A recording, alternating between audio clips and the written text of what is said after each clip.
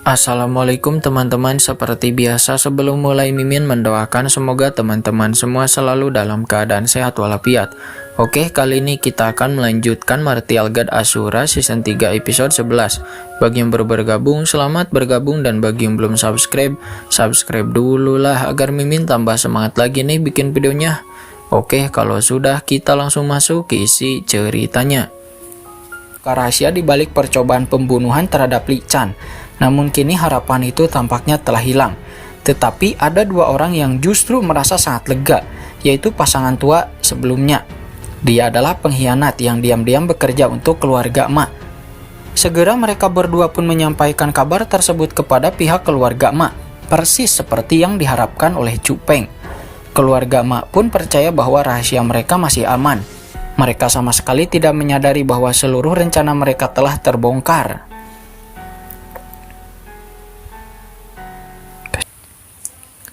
Beberapa hari kemudian, hari yang dinantikan pun akhirnya tiba. Hari pembukaan harta karun di Pegunungan Serigala Gading.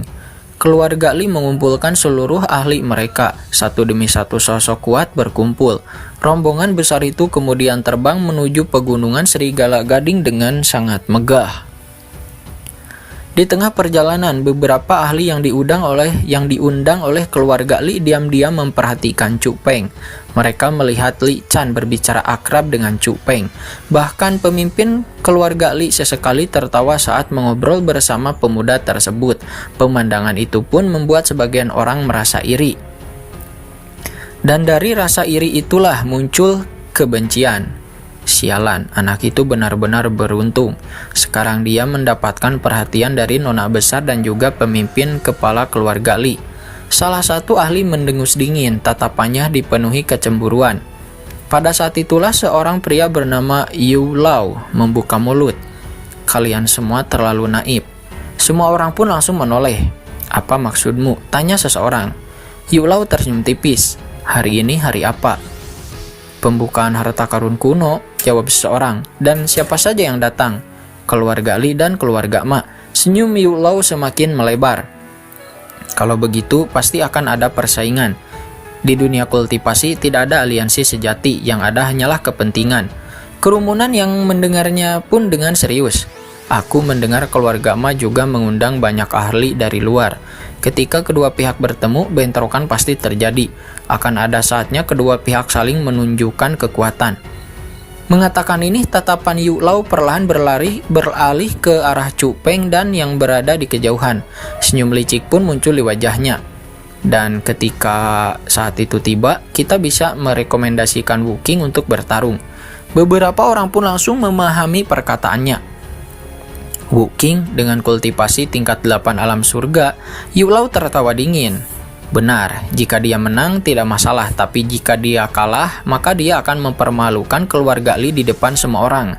Dan jika keluarga Ma terus menekan mereka, maka Wu Qing akan menjadi bahan tertawaan seluruh orang." Sesaat kemudian tawa pelan pun mulai terdengar. Lalu semakin banyak orang yang ikut tersenyum. Mata mereka dipenuhi antusiasme. Mereka sudah bisa membayangkan pemandangan Chu Peng dipermalukan di depan umum. Dan bagi mereka, itu akan menjadi tontonan yang sangat menyenangkan.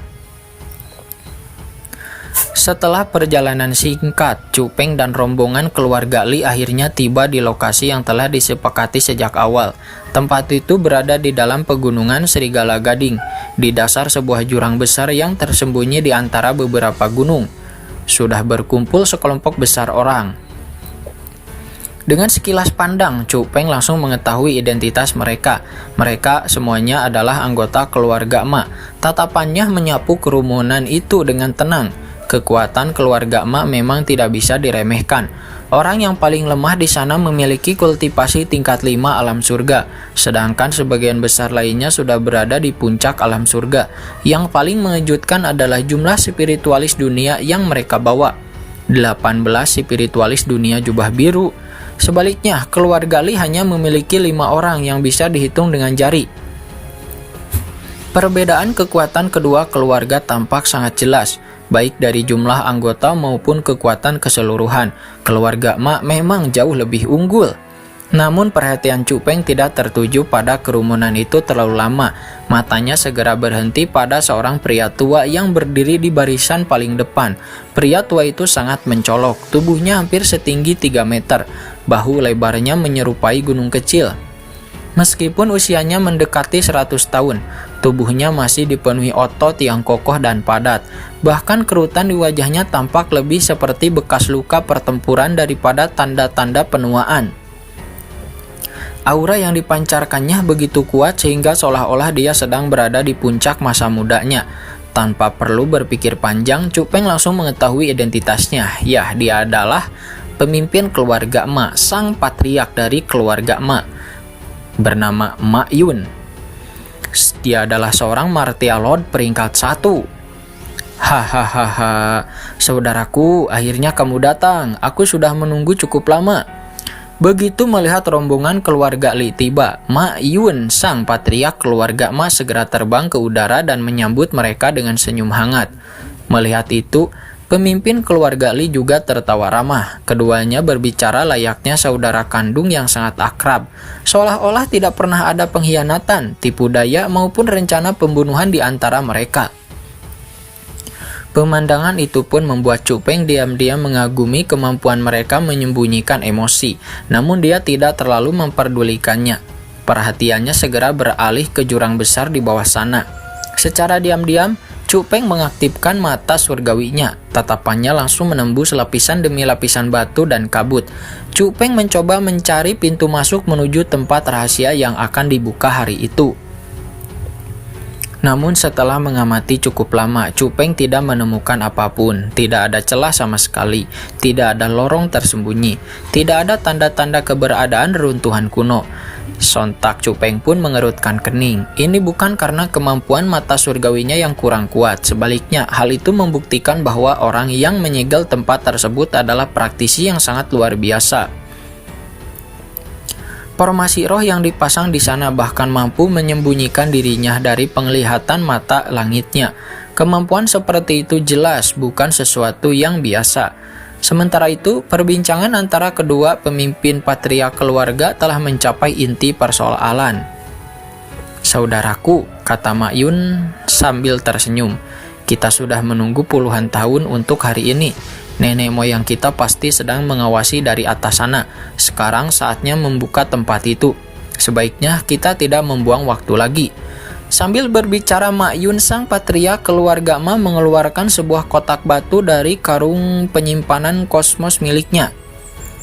Kotak itu nampak terlihat sangat sederhana. Namun Cupeng bisa merasakan bahwa benda di dalamnya sama sekali tidak terlihat sederhana. Dan tak lama kemudian, patriark keluarga Li juga mengeluarkan kotak batu yang hampir sama. Saudaraku, kamu benar, tetapi leluhur kita telah meninggalkan pesan bahwa tempat ini hanya boleh dibuka oleh seorang spiritualis dunia. Sayangnya, kita berdua bukan spiritualis dunia. Lalu, siapa yang akan memikul tanggung jawab sebesar itu? Mendengar pertanyaan tersebut, Ma Yun, sang patriark keluarga Ma, pun tersenyum. Itu mudah.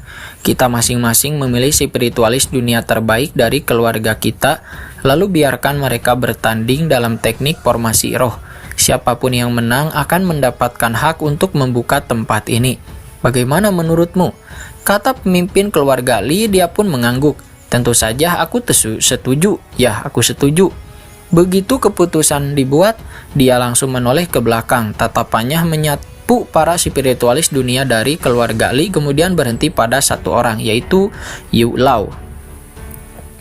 Aku serahkan kehormatan ini kepadamu. Mendengar namanya dipanggil, Yu Lao langsung maju dengan penuh percaya diri. Ya, baik patriark keluarga. Dia lalu merapihkan jubah roh dunia biru miliknya dengan bangga. Tatapannya bahkan sempat untuk melirik Cupeng, sorot matanya seolah-olah berkata, lihat baik-baik bocah. Pada saat penting seperti ini yang bisa mewakili keluarga tetaplah aku. Di saat yang sama, Ma Yun juga mengangkat tangannya. Gu Lao. Begitu suaranya terdengar, seorang pria tua berjalan keluar dari kerumunan keluarga Ma. Auranya tenang menyelimuti dirinya. Dia juga seorang spiritualis dunia dan dia sama seperti Yu Lao. Dia memiliki kultivasi tingkat 9 alam surga. Namun berbeda dengan kesombongan Yu Lao, pria tua itu tampak sangat tenang, tatapannya dipenuhi keyakinan yang kokoh. Setelah maju beberapa langkah, dia memberi hormat. "Teman tua, bagaimana kamu ingin bertanding?" Yu Lao langsung menengus dingin. "Masih perlu bertanya? Karena kita adalah spiritualis dunia, tentu kita bertarung menggunakan teknik formasi roh." Begitu kata-kata itu keluar, tubuh Yu Lao langsung meledak dengan cahaya biru dan boom! Kekuatan formasi roh biru yang sangat besar menyembur keluar dari tubuhnya. Dalam sekejap kedua tangannya bergerak cepat membentuk segel. Sebuah formasi roh raksasa langsung muncul di udara. Cahaya biru berputar-putar seperti badai. Kemudian seluruh energi itu berkumpul menjadi sebuah pedang raksasa. Dan pedang itu memiliki panjang lebih dari 9 meter dan lebar hampir 3 meter. Aura tajamnya membuat udara bergetar. Wah, teknik formasi roh yang luar biasa. Banyak spiritualis dunia dari keluarga Li langsung berseru kagum. Mereka tahu betapa sulitnya menciptakan formasi roh ofensif seperti itu. Bahkan sebagian besar dari mereka tidak mampu melakukannya. Karena itu, banyak orang mulai memuji kemampuan Yu Lao. Namun anehnya, orang-orang dari keluarga Ma nampak tetap tenang. Tidak ada kepanikan, tidak ada kekhawatiran sama sekali. Bahkan beberapa dari mereka malah terlihat tersenyum, seolah-olah mereka sudah mengetahui hasil akhirnya. Melihat pedang raksasa itu melesat ke arahnya, Gu Lao hanya tersenyum tipis. Teknik yang bagus, tapi sayangnya jika hanya formasi roh biru seperti ini, kamu tidak akan bisa mengalahkanku. Begitu kata-kata itu selesai terucap, dia mengangkat satu tangan dan lalu seketika cahaya yang berbeda muncul di udara. Itu bukan biru, melainkan ungu dan wush. Kekuatan formasi roh ungu meledak keluar dari tubuhnya. Dalam sekejap sebuah formasi roh ungu yang megah terbentuk di hadapannya. Di saat warna ungu itu muncul, seluruh anggota keluarga Li membeku, wajah mereka langsung berubah menjadi pucat. Apa? Itu tidak mungkin. Formasi roh ungu. Dia adalah spiritualis dunia jubah ungu. Seruan-seruan kaget pun terdengar dari segala arah. Mata semua orang membelalak. Bahkan Yu Lao yang sebelumnya begitu percaya diri pun langsung kehilangan senyum di wajahnya. Tubuhnya nampak membeku di tempat.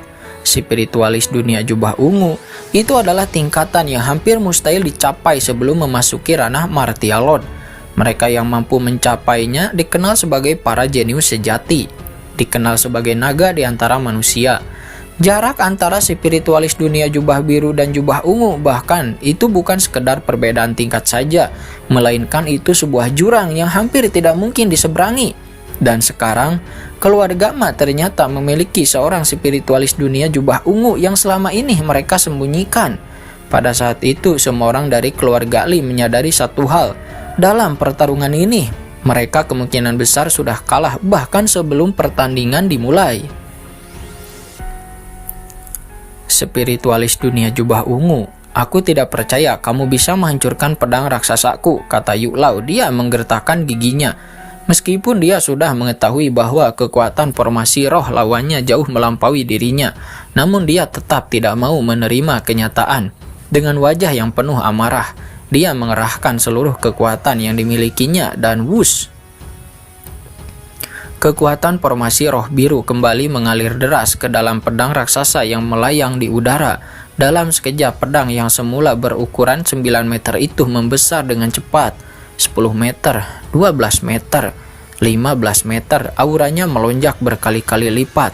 Namun melihat pemandangan itu, Gu Lao tidak menunjukkan sedikit pun kepanikan. Sebaliknya, senyum mengejek malah muncul di sudut mulutnya. Jika hanya sampai sejauh itu, kamu tidak akan bisa menang. Dan boom, tiba-tiba formasi roh ungu di depannya berputar dengan kecepatan tinggi. Ribuan simbol ungu berputar di dalamnya, membentuk pola yang rumit sekaligus indah. Cahaya menyilaukan memancar ke segala arah. Aura yang menyesakkan perlahan menyelimuti seluruh area. Saat pedang raksasa biru milik Yu Lao melesat maju, formasi roh ungu itu akhirnya bergerak. Boom! Sebuah ledakan keras mengguncang langit. Kemudian, sebuah tangan raksasa berwarna ungu tiba-tiba keluar dari dalam formasi. Tangan itu sangat besar, seolah-olah milik raksasa kuno yang sedang bangkit dari tidurnya. 5 jarinya terbuka lebar sebelum langsung mencengkram pedang raksasa biru milik Yu Lao. Duar! Suara retak yang memekakan telinga terdengar, lalu meledak.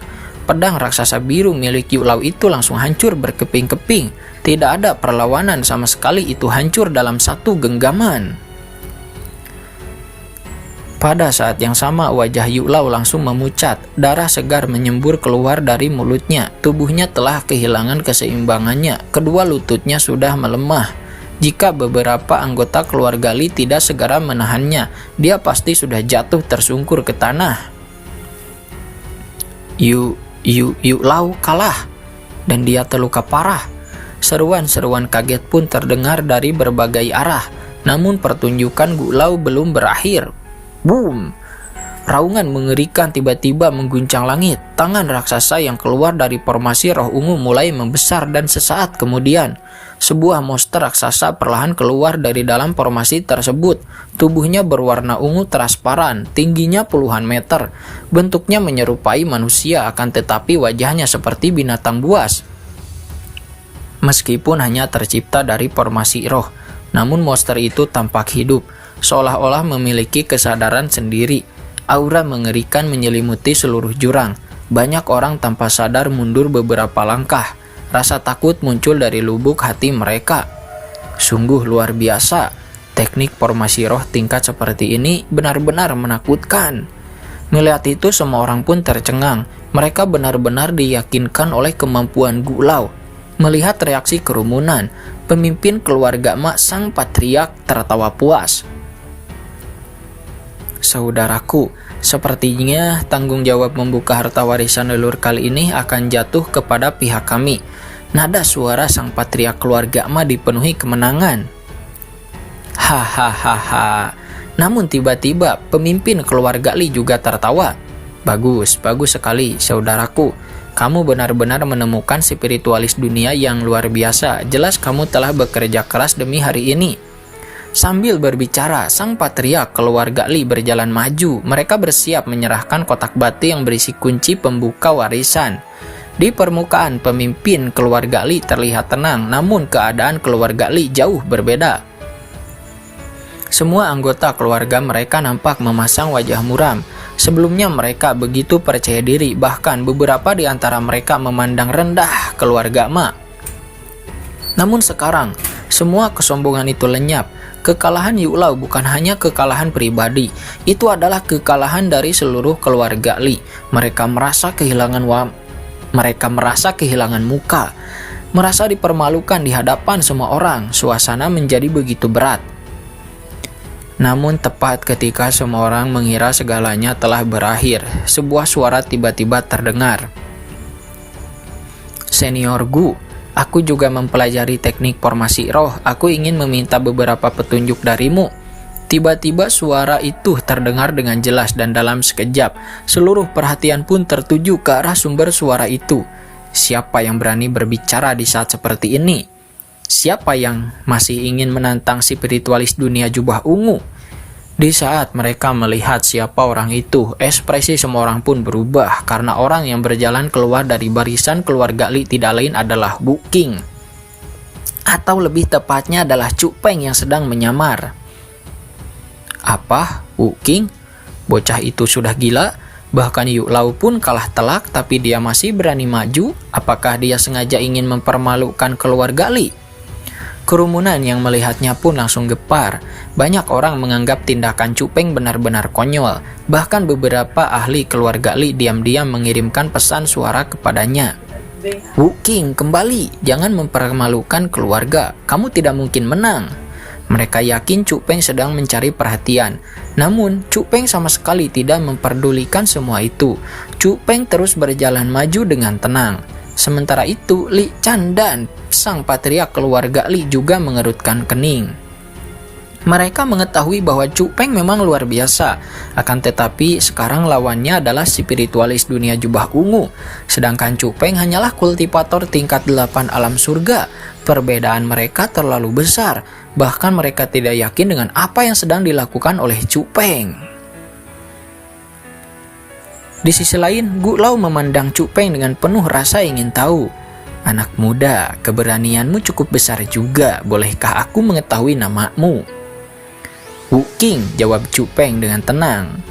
Oh, Gu Lao pun tersenyum tipis. Jadi kamu Wu King. Lalu kamu benar-benar ingin bertanding teknik formasi roh denganku? Kata Gu Lao, tatapannya nampak penuh ejekan. Namun mendengar itu, Chu Peng tetap tenang. Yah benar, apakah jangan-jangan kamu tidak berani? Kata Chu Peng. Sontak perkataan itu pun langsung membuat suasana membeku. Semua orang menahan napas panjang.